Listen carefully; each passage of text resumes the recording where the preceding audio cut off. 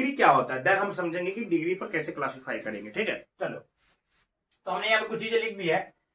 देखो degree of polynomial क्या है, इस चीज को समझना जरूरी है। क्या लिखा हुआ है, the highest power of x, x हो या दूसरा वेरिएबल जो भी हो, उसका highest power in p x में is called the degree of the polynomial p x, वही degree of polynomial p x कहलाता है। तो कहने का मतलब है हाईएस्ट पावर जो होगा वेरिएबल का, हाईएस्ट पावर, वही क्या कहलाएंगे जी, डिग्री ऑफ पॉलिनोमियल। इसको एग्जांपल से समझो, डेफिनेशन तो जो है वो है, ये एक एग्जांपल है यहाँ पे लिखा हुआ 4x + 2, एक पॉलिनोमियल है, बताओ इसका डिग्री क्या होगा, बताओ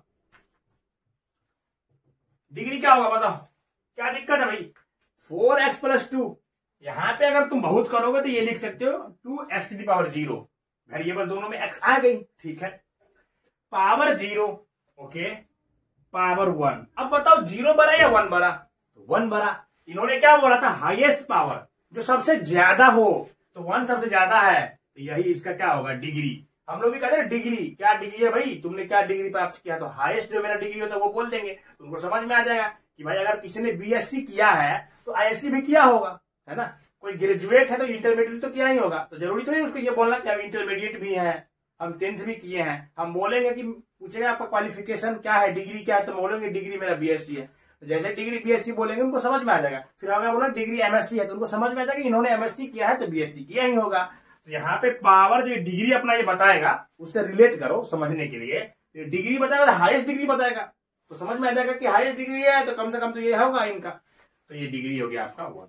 समझ में आया, ये देसला एग्जाम्पल जो हम लोग अपना यूज करते हैं समझाने के लिए आसानी से, देसी टाइप का एग्जाम्पल यूज किया करो मैथ में, मैथ को रियल लाइफ से जोड़ा करो, मजा आएगा, नहीं तो फिर मैथ बोझिल हो जाती है। ठीक है, अब देखो इसका डिग्री बताओ भाई क्या होगा,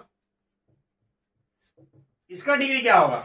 यहां देखोगे तो बहुत करेंगे तो हम x⁻0 लिख सकते हैं, सॉरी y के फॉर्म में है ना, तो y⁻0 लिखो, एक मिनट इसको मिटाओ, y⁻0 कांस्टेंट टर्म के साथ 0 लेंगे तो वही 1 देगा, फिर वही कांस्टेंट आएगा, नहीं भी लिखोगे तो कोई दिक्कत नहीं है। तो यहाँ पावर तो 1 है, यही तो पावर 2 बन रहा है, तो हाईएस्ट डिग्री क्या हो जाएगी, 2 हो जाएगी इस पॉलिनोमियल का डिग्री।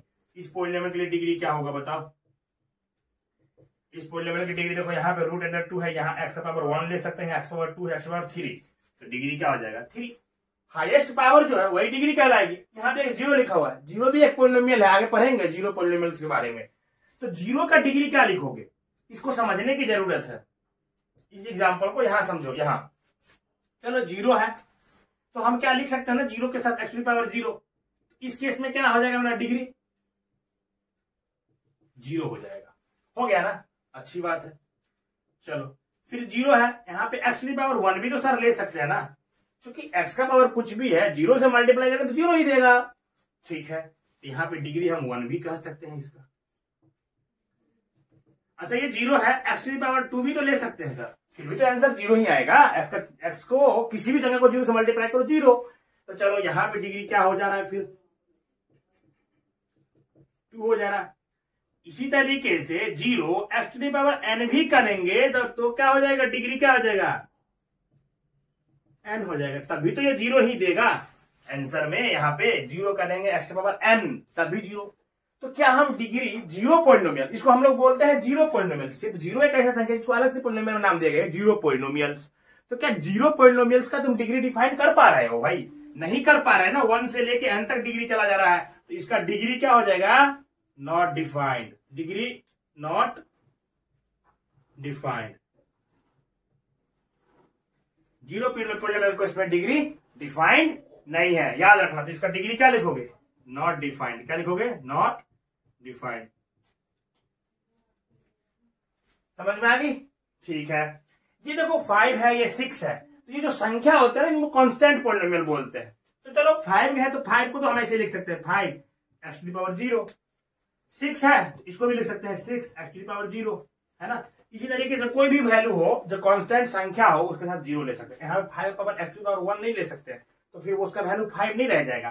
तुम कहोगे सर यहाँ भी 5 है तो x⁻1 ले लीजिए, तो ये तो 5x हो जाएगा ना, 5 x⁻0 लेंगे तभी ये 5 आएगा, तो वैल्यू थोड़ी बदलना था, तो ये 5 तब आएगा जब x⁻0 होगा, तो यही है। तो इसका तो डिग्री डिफाइंड है ना, डिग्री क्या हो जाएगा 0 हो जाएगा, ठीक है।